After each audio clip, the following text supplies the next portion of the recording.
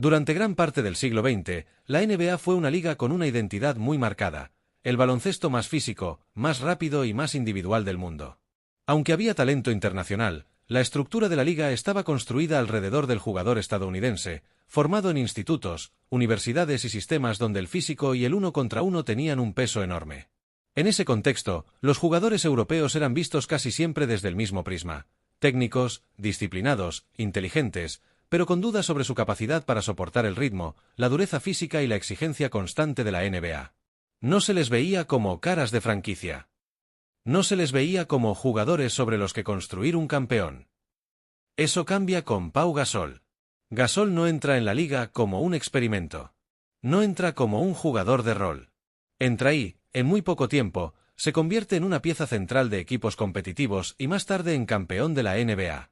Pero lo más importante no es solo lo que hace dentro de la pista, sino lo que provoca fuera de ella. Cambia la forma en que los equipos NBA empiezan a mirar a Europa. A partir de Gasol, el scouting internacional deja de ser algo secundario y pasa a ser una vía real de construcción de estrellas. Y esto no ocurre de forma instantánea ni mediática. Ocurre poco a poco, a través del rendimiento, la inteligencia y la consistencia.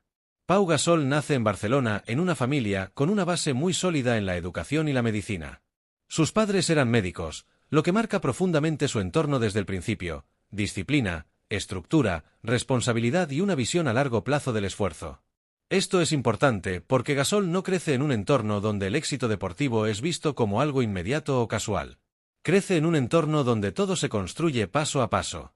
En su infancia, el baloncesto no es todavía una historia de dominación. No es el típico niño que destaca claramente sobre todos los demás por físico o talento precoz.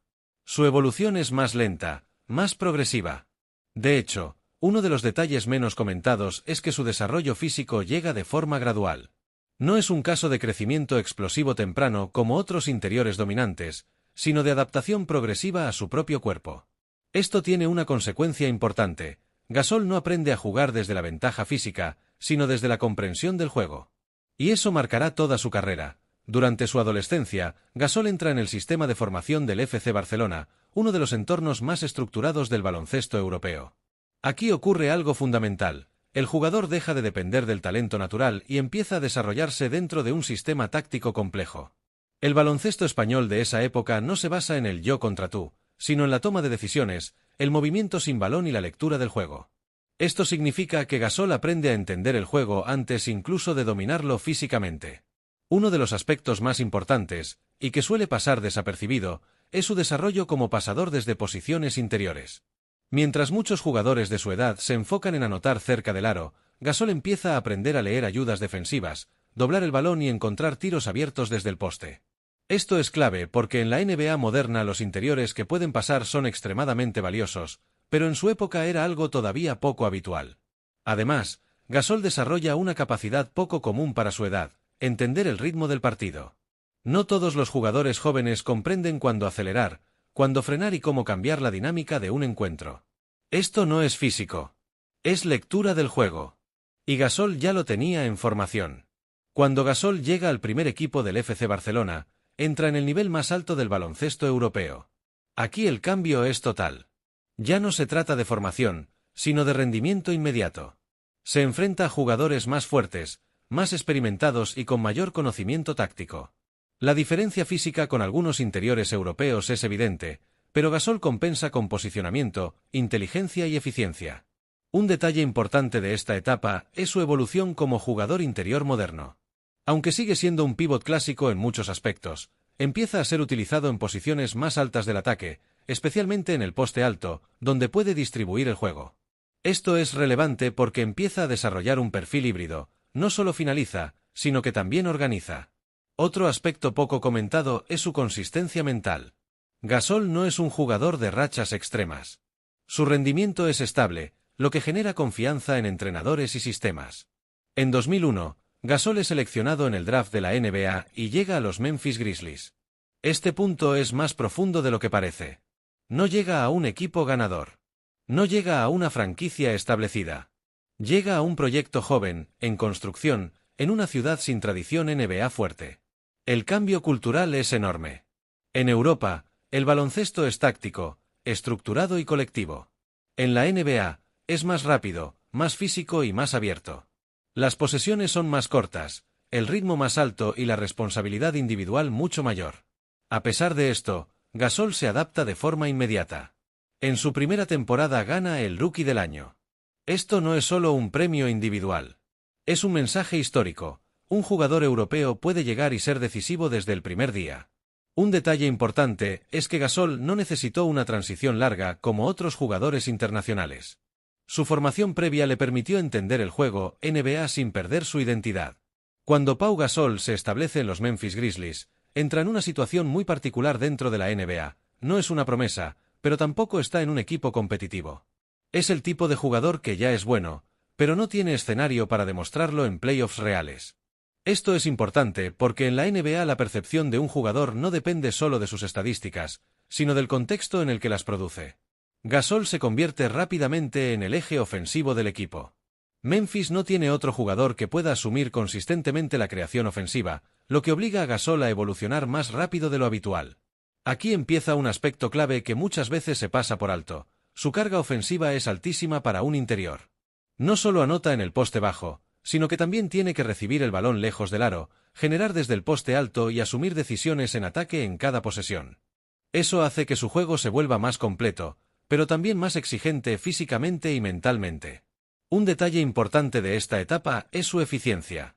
A pesar de ser el foco principal de la defensa rival, Gasol mantiene porcentajes de tiro muy altos para un jugador interior con tanta responsabilidad ofensiva. Esto no es casualidad, viene de su formación europea, donde el tiro se selecciona mejor y se trabaja más el posicionamiento. Pero hay otra capa menos visible, la frustración competitiva. Memphis es un equipo que no consigue construir una identidad ganadora real durante sus años como líder. Llegan a playoffs, pero no son competitivos contra las élites del oeste. Esto crea una sensación interna de estancamiento, aunque individualmente Gasol está en su mejor versión estadística. En este punto empieza a aparecer una idea clave en su carrera. Gasol es una estrella, pero no está en el lugar adecuado para competir por títulos. El traspaso de Gasol a los Los Angeles Lakers en 2008 no es solo un cambio de equipo. Es uno de los movimientos más influyentes de esa década en la NBA. El contexto es importante. Los Lakers eran ya una franquicia histórica, con Kobe Bryant como líder absoluto, pero necesitaban una pieza interior que estabilizara el sistema ofensivo y defensivo. Gasol llega en mitad de temporada, y el impacto es inmediato. Lo primero que cambia es el equilibrio del ataque. Kobe Bryant es un jugador extremadamente dominante en el aislamiento, pero necesita estructura alrededor. Gasol aporta exactamente eso: pase desde el poste, lectura del juego y capacidad de finalizar sin necesidad de monopolizar el balón. Esto crea una dinámica muy importante dentro del equipo. Kobe puede ser más agresivo sin tener que cargar con toda la creación ofensiva. Un detalle poco comentado es cómo Gasol transforma también la defensa del equipo. Aunque no es un pívot extremadamente físico, su posicionamiento defensivo y su lectura de ayudas mejora significativamente la protección del aro de los Lakers. Además, su inteligencia táctica permite que el sistema ofensivo de Phil Jackson funcione con más fluidez. En el triángulo ofensivo, la toma de decisiones desde el poste es clave, y Gasol es uno de los mejores ejecutores de ese rol. Pero también hay un factor psicológico. Gasol entra en un vestuario con jerarquía clara. No intenta competir por protagonismo con Kobe, sino entender su papel dentro del sistema. Esa adaptación rápida es uno de los motivos por los que su impacto es tan inmediato. Los campeonatos de 2009 y 2010 no se entienden sin el contexto completo del equipo. Los Lakers no eran solo talento individual. Eran un sistema que combinaba experiencia, estructura y roles muy definidos. Gasol no es el jugador más mediático del equipo, pero sí uno de los más importantes en términos estructurales. En 2009, su papel es clave en la estabilidad ofensiva del equipo. En playoffs, especialmente en las series largas, su capacidad para mantener eficiencia en el poste bajo es fundamental para evitar que el ataque dependa exclusivamente de Kobe. Pero es en 2010 donde su impacto se vuelve todavía más evidente. La serie contra Boston es una de las más físicas y tácticas de la historia reciente de la NBA. Cada posesión cuenta. Cada rebote es importante. Y aquí Gasol tiene un impacto silencioso pero decisivo. En términos de juego interior, su capacidad para asegurar rebotes ofensivos en momentos críticos cambia varias posesiones clave de la serie. También su defensa sobre jugadores más físicos obliga a Boston a ajustar su ataque. Un detalle que muchas veces se pasa por alto es su consistencia mental en situaciones de máxima presión. Mientras otros jugadores pueden perder eficiencia en finales cerrados, Gasol mantiene un nivel estable. Esto no es casualidad, viene de su formación europea, donde el juego está mucho más orientado al control emocional y táctico. Uno de los aspectos más importantes de la carrera de Pau Gasol no se entiende sin su papel en la selección española de baloncesto.